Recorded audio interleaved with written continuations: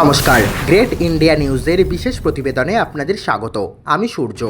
মোসাদের সাথে গোপন চুক্তি করে ভারত কি এক বড় যুদ্ধের প্রস্তুতি নিচ্ছে?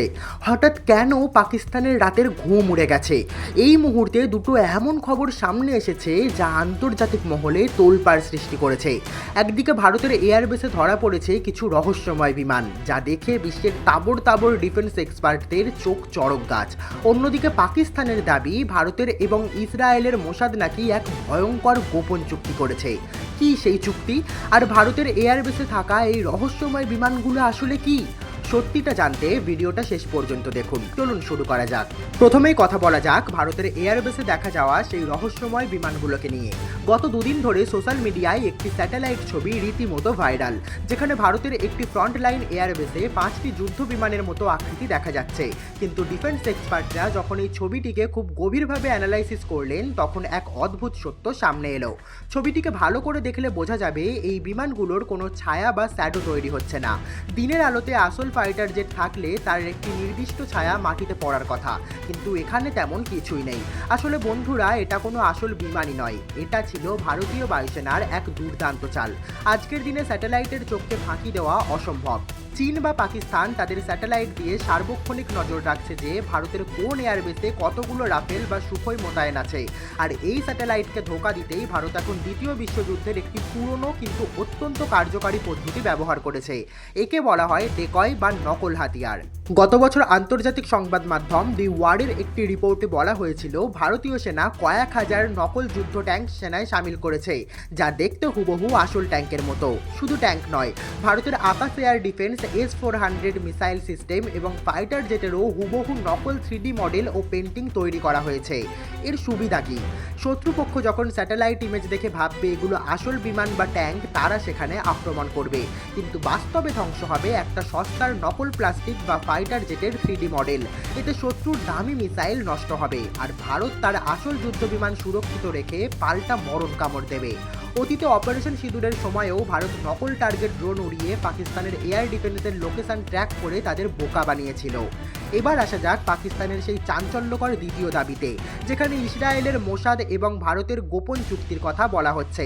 পাকিস্তানের কিছু মিডিয়া এবং একজন ব্রাজিলিয়ান জার্নালিস্ট দাবি করছেন যে সুইজারল্যান্ডে শান্তি সমঝোতার আড়ালে ইসরায়েলের প্রধানমন্ত্রী বেনিয়ামিন নেতানিয়াহুর নির্দেশে মোসাদ এবং ভারতীয় গোয়েন্দারা মিলে পাকিস্তানের সেনাপ্রধান আসিম মনিরকে হত্যার ছক কষেছিল। কিন্তু আমেরিকা ও পাকিস্তানের ইন্টেলিজেন্স নাকি সেই হামলা রুখে দেয়। শুনতে সিনেমার মতো মনে হলেও পরে জানা যায় এই পুরো গল্পটাই ভুয়ো বা ফেক নিউজ। পাকিস্তানের গোয়েন্দা সংস্থা ISI নিজেই ওই জার্নালিস্টকে টাকা দিয়ে এই ধরনের গল্প ছড়িয়েছিল, যাতে ইরান ইসরায়েলের সংঘাতের মধ্যে ভারতকে কোনোভাবে টেনে আনা যায়। কিন্তু যখন আমেরিকা থেকে পাকিস্তানের ওপর চাপ আসে, তখন পাকিস্তান নিজেই এই খবরকে ভিত্তিহীন বলে চুপ মেরে যায়। তবে একটা কথা সত্যি যে ভারত ও ইসরায়েলের প্রতিরক্ষা সম্পর্ক এখন এক অভূতপূর্ব উচ্চতায় পৌঁছেছে। রিপোর্ট অনুযায়ী ইসরায়েলের বিখ্যাত এয়ার ডিফেন্স সিস্টেম আয়রন ডোমের গুরুত্বপূর্ণ তামির মিসাইল এখন গোপনে ভারতেই তৈরি করার পরিকল্পনা চলছে, যাতে ভবিষ্যতে ইসরায়েলে কোনো বড় যুদ্ধ হলে ভারত থেকে সরাসরি মিসাইল সাপ্লাই দেওয়া যায়। আর এটা দেখেই পাকিস্তানের বুক কাঁপছে।